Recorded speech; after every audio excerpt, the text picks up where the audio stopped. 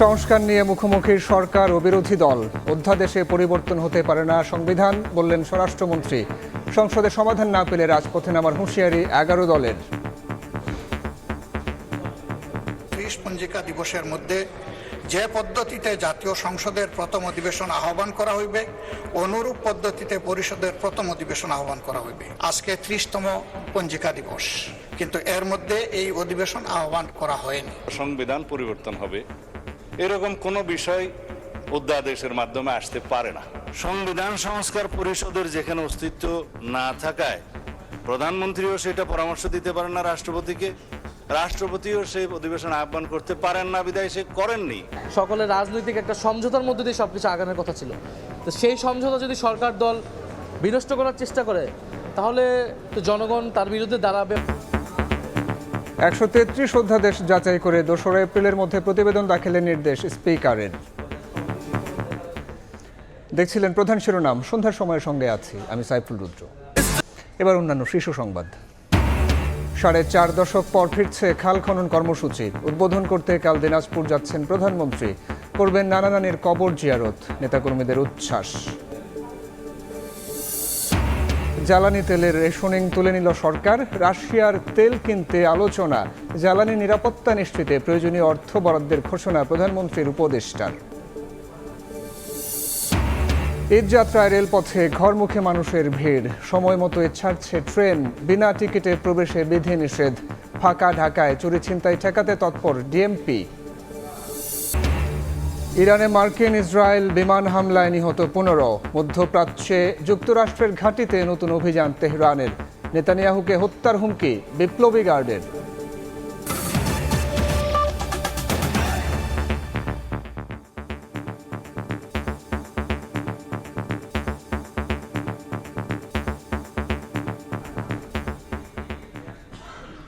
সংবিধান সংস্কার নিয়ে সংসদে মুখোমুখি সরকার ও বিরোধী দল। ত্রয়োদশ জাতীয় সংসদের প্রথম অধিবেশনের দ্বিতীয় দিনের আলোচনায় উঠে আসে সংবিধান সংস্কার পরিষদ। গেজেট অনুযায়ী সংস্কার পরিষদের অধিবেশন আহ্বানের কথা থাকলেও কেন সেটি করা হলো না, এমন প্রশ্ন রাখেন বিরোধী দলীয় নেতা ডক্টর শফিকুর রহমান। জবাবে স্বরাষ্ট্রমন্ত্রী সালাউদ্দিন আহমদ বলেন, সংবিধান পরিবর্তনের মতো বিষয় অধ্যাদেশের মাধ্যমে আসতে পারে না। এদিকে সংসদে সমাধান না পেলে রাজপথে নামার হুঁশিয়ারি 11 দলীয় ঐক্যের।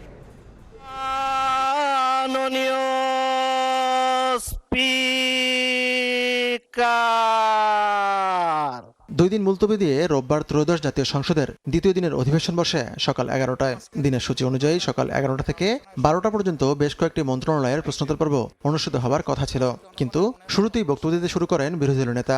আমি সময়ের বাধ্যবাধকতার কারণে একটা বিষয় আলোচনায় যাওয়ার আগেই উত্থাপন করা খুব জরুরি মনে করছি।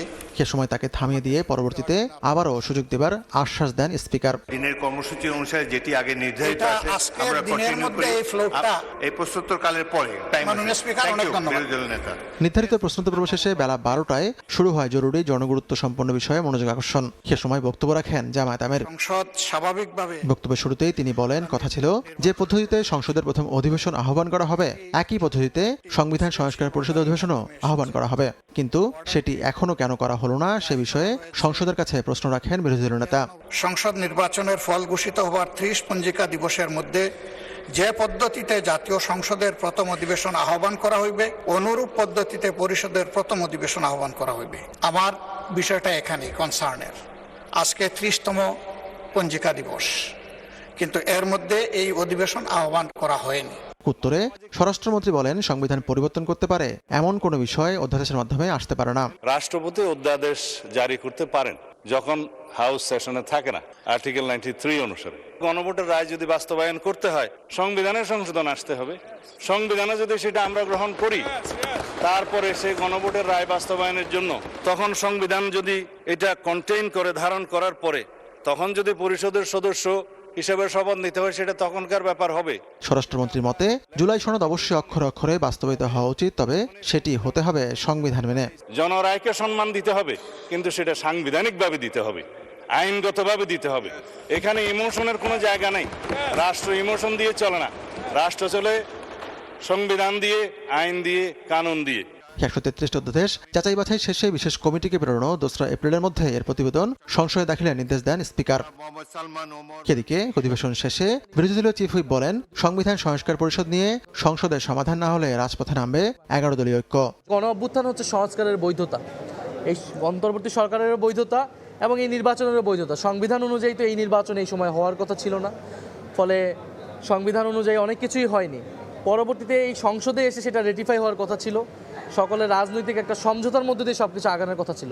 তো সেই সমঝোতা যদি সরকার দল বিনষ্ট করার চেষ্টা করে, তাহলে তো জনগণ তার বিরুদ্ধে দাঁড়াবে, আমরা মনে করি, এবং আমরাও তার বিরুদ্ধে দাঁড়াবো। ঈদের আগে মুলতবি হওয়া সংসদ অধিবেশন বসবে 29 মার্চ, চলবে 30 এপ্রিল পর্যন্ত। খাতিকুর রহমান তামাল, সময় সংবাদ, ঢাকা। 4.5 দশক পর ফিরছে খাল খনন কর্মসূচি। উদ্বোধনে কাল দিনাজপুর যাচ্ছেন প্রধানমন্ত্রী তারেক রহমান।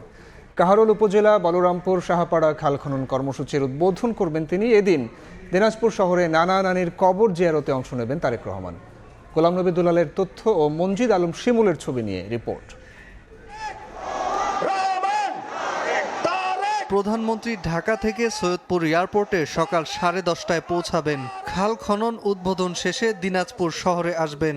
নানা নানির কবর জিয়ারত করে সার্কিট হাউস মাঠে ইফতার করবেন। সৈয়দপুর থেকে রাত 8টার বিমানে রওনা দেবেন ঢাকার উদ্দেশ্যে। এদিকে প্রাণের নেতা তারেক রহমানের আগমনে অপেক্ষার প্রহর গুনছেন তৃণমূলের নেতাকর্মীরা। দিনাজপুর জুড়ে বিরাজ করছে উৎসব মুখর পরিবেশ।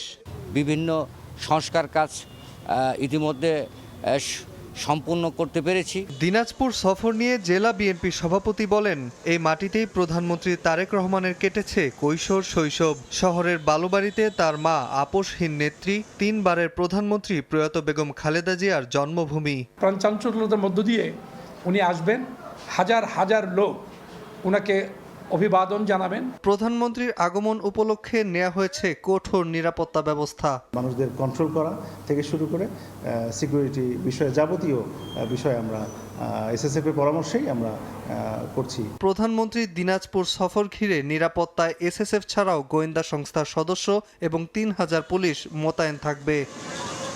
সময় সংবাদ, দিনাজপুর। ঈদযাত্রা ও বড় মৌসুম ঘিরে জ্বালানি তেল বিক্রিতে রেশনিং পদ্ধতি তুলে নিল সরকার। এখন থেকে আগের মতোই চাহিদা অনুযায়ী তেল নিতে পারবেন গ্রাহকরা। জ্বালানি প্রতিমন্ত্রী জানান, রাশিয়ার তেল আমদানির বিষয়ে সংশ্লিষ্ট কোম্পানির কাছ থেকে স্পেসিফিকেশন চাওয়া হয়েছে। আর অর্থ ও পরিকল্পনা উপদেষ্টা জানান, জ্বালানি খাতে অর্থ বরাদ্দে কোনো কার্পণ্য করবে না সরকার। মধ্যপ্রাচ্য সংঘাতের জেরে জ্বালানি সংকটের শঙ্কায় গত 6 মার্চ থেকে তেল বিক্রিতে রেশনিং পদ্ধতি চালু করে সরকার। ফলে ফিলিং স্টেশনগুলোই দীর্ঘ সারিতে ঘন্টার পর ঘন্টা অপেক্ষায় থাকতে হয় গ্রাহকদের, সইতে হয় তীব্র ভোগান্তি। অবশেষে 9 দিন পর রেশনিং থেকে সরে এলো সরকার। রোববার সকালে সচিবালয়ে সংবাদ সম্মেলনে বিদ্যুৎ ও জ্বালানি প্রতিমন্ত্রী জানান, ঈদযাত্রা ও বড় মৌসুম বিবেচনায় জ্বালানি তেল বিক্রিতে তুলে নেওয়া হয়েছে সব বিধিনিষেধ। পরবর্তী নির্দেশ না দেওয়া পর্যন্ত সকল বিতরণ পয়েন্ট থেকে চাহিদা অনুযায়ী জ্বালানি তেল বিতরণ অব্যাহত থাকবে। সরকারি এই সিদ্ধান্ত প্রতিপালনে যদি কোনো এন্ডে আমরা গাফিলতি দেখি, অবশ্যই তাদের বিরুদ্ধে প্রশাসনিক ব্যবস্থা গ্রহণ করা হবে। প্রতিমন্ত্রী জানান, জ্বালানি সহযোগিতা নিয়ে যোগাযোগ হচ্ছে আন্তর্জাতিক অংশীদারদের সঙ্গে।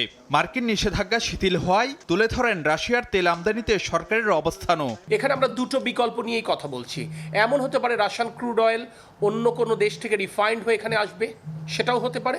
যদিও তাদের আরেকটি কোম্পানি আমাদেরকে বলবার চেষ্টা করেছে, তারা যে ধরনের তেল সাপ্লাই দিবে সেটা আমাদের রিফাইনারি সেটা রিফাইন করতে পারবে। আমরা তাদের কাছে স্পেসিফিকেশন চেয়েছি। বিকেলে সচিবালয়ে ঢাকায় নিযুক্ত জাপানের রাষ্ট্রদূতের সঙ্গে বৈঠক শেষে প্রধানমন্ত্রীর অর্থ ও পরিকল্পনা বিষয়ক উপদেষ্টা জানান, জ্বালানি খাতে অর্থ বরাদ্দে কোনো কার্পণ্য করবে না সরকার।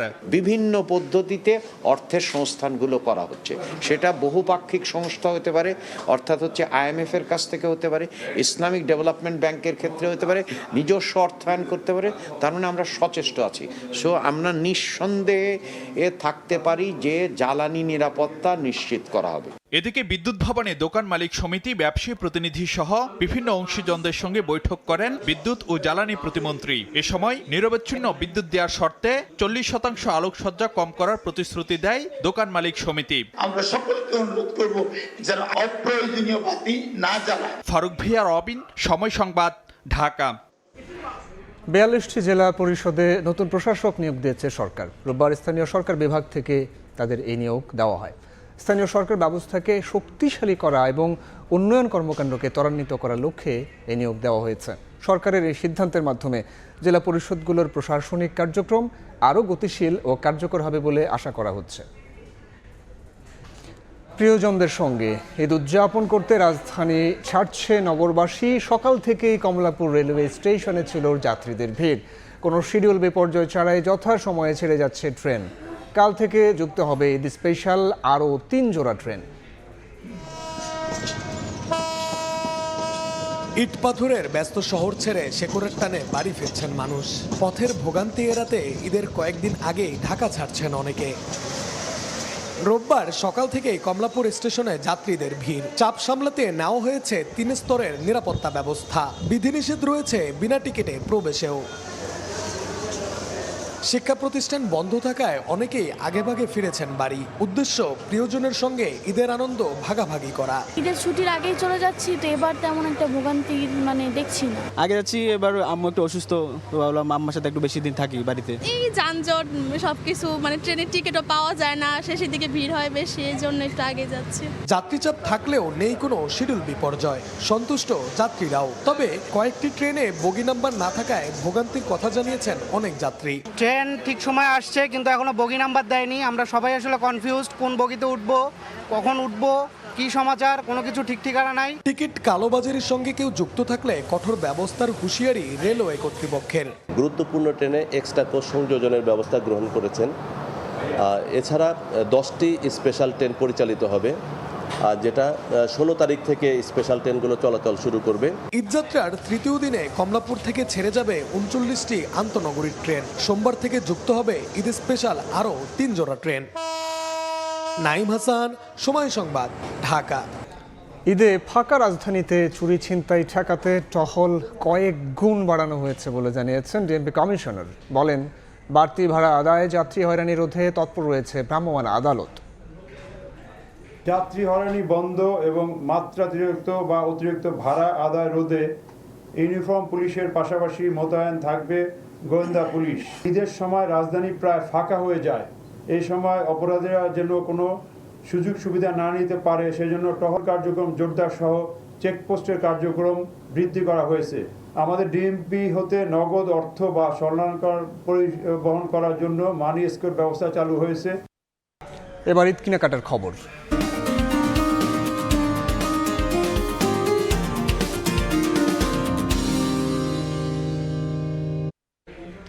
রাজধানীর বেপনি বেতানে জমজমাট ঈদের কেনাকাটা। এই মুহূর্তে হাতিরপুলে স্টার্ন প্লাজায় আছেন রিপোর্টার এম এ আজিম। সরাসরি যাচ্ছি তার কাছে।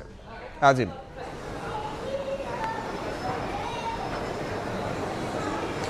ঘনিয়ে আসছে ঈদ। এই মুহূর্তে কিন্তু বলা চলে যে ঈদের ঠিক আগ মুহূর্তে শপিং মলগুলোতে উৎসব মুখর পরিবেশে কিন্তু বেচাকেনা চলছে। ক্রেতারা আসছেন, তাদের পছন্দের যে পোশাকটি সেটি কিন্তু তারা বেছে নিচ্ছেন এবং বলা চলে যে যারা ঈদের রোজার শুরুর দিকেই আসলে কেনাকাটা শুরু করেছিলেন তারা কিন্তু ইতিমধ্যে কেনাকাটা একদমই শেষ করে ফেলেছেন। এখন শুধুমাত্র মার্কেটগুলোতে আসছেন তাদের পোশাকের সাথে যে অন্যান্য যে বিষয়গুলো থাকে, জুতো থেকে শুরু করে অর্নামেন্ট থেকে শুরু করে সেই বিষয়গুলো তারা কিন্তু দেখছেন এবং কিনছেন। এই মুহূর্তে আমরা রয়েছি ইস্টার্ন প্লাজায়। এখানে কিন্তু ইফতারের পর এখন একটু কিছুটা ফাঁকা, তবে সকাল থেকেই কিন্তু এই মার্কেটটিতেও উপচে পড়া ভিড় ছিল ক্রেতাদের। এই মুহূর্তে আমরা একটি দোকানে আপনাদেরকে দেখাচ্ছি, সেখানে কিন্তু বেচা বিক্রি চলছে এবং সেখানে ক্রেতারা এসেছেন এবং আমরা দেখেছি আজকে কিন্তু সন্ধ্যার আগে বিকেলে কিন্তু আমরা দেখেছি অনেকে পরিবারের সবাইকে নিয়ে মার্কেটগুলোতে এসেছেন। শিশু থেকে বৃদ্ধ সবাই কিন্তু আসছেন, সবাই তাদের যে পছন্দের যে পোশাক সহ ঈদের যে কেনাকাটা সেগুলো তারা করছেন এবং আমরা ক্রেতাদের সাথে কথা বলেছি। তারা বলছেন যে এবার ঈদে পোশাকের যে নতুনত্ব সেটি তারা পাচ্ছেন, তবে দাম নিয়ে কিন্তু সবাই বরাবরের মতোই আসলে একটু অসন্তোষ প্রকাশ করছেন যে আসলে পোশাক থেকে শুরু করে সব ধরনের পণ্যের দামই কিন্তু কিছুটা একটু বেশি মনে করছেন তারা। তবে এই যে অভিযোগ, সেই অভিযোগের প্রেক্ষিতে কিন্তু বিক্রেতারাও পাল্টাভাবে বলছেন যে এবছর তাদের যে পণ্যগুলো আনতে গিয়ে যে খরচ হয়েছে সেই জায়গা থেকে তারা আসলে সেইভাবে দাম হাঁকাচ্ছেন না।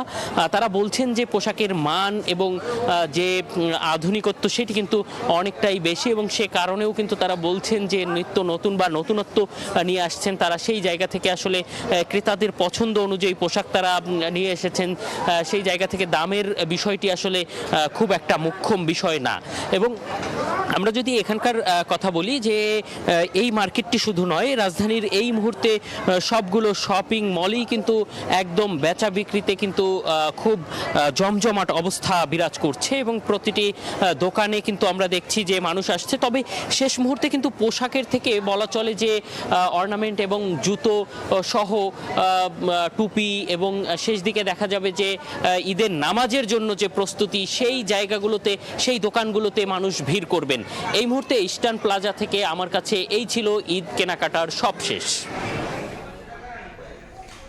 রাজধানী ইস্টার্ন প্লাজা থেকে যুক্ত হয়েছিলেন সহকর্মী এম এ আজিম, জানাচ্ছিলেন ঈদ কেনাকাটার খবর। ইরানের ইস্ফাহানে একটি কারখানায় ইসরায়েলি হামলায় অন্তত 15 জন নিহত হয়েছেন। একই দিনে লেবাননেও নেতানিয়াহু বাহিনীর আগ্রাসনে প্রাণ গেছে 14 জনের। জবাবে ইসরায়েলে পাল্টা আঘাত এনেছে আইআরজিসি ও হিজবুল্লাহ। হামলা হয়েছে আমিরাত, সৌদি ও কুয়েতের বিভিন্ন মার্কিন স্থাপনাতেও। এদিকে ইরান যুদ্ধবিরতি চায় দাবি করে মার্কিন প্রেসিডেন্ট ডোনাল্ড ট্রাম্প বলেছেন এখনই কোনো চুক্তিতে রাজি নন তিনি। হরমুজ প্রণালী খোলা রাখতে অন্য দেশকে যুদ্ধজাহাজ পাঠানোর আহ্বান জানিয়েছেন তিনি। ইরানের নতুন সর্বোচ্চ নেতা মুস্তফা খামেনি বেঁচে আছেন কিনা তা নিয়েও সন্দেহ প্রকাশ করেছেন ট্রাম্প। এ পর্যায়ে শীর্ষ সংবাদগুলো জানাবো আরও একবার। সংস্কার নিয়ে মুখোমুখি সরকার ও বিরোধী দল। অধ্যাদেশে পরিবর্তন হতে পারে না সংবিধান, বললেন স্বরাষ্ট্রমন্ত্রী। সংসদে সমাধান না পেলে রাজপথে নামার হুঁশিয়ারি 11 দলের। 4.5 দশক পর ফিরছে খাল খনন কর্মসূচি। উদ্বোধন করতে কাল দিনাজপুর যাচ্ছেন প্রধানমন্ত্রী।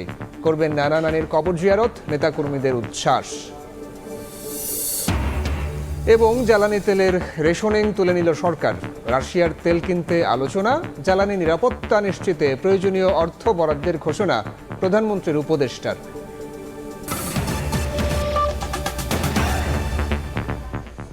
এই ছিল সন্ধ্যার সময়। এরপর জনপদের সময় নিয়ে থাকছেন সহকর্মী গোলাম রাব্বি।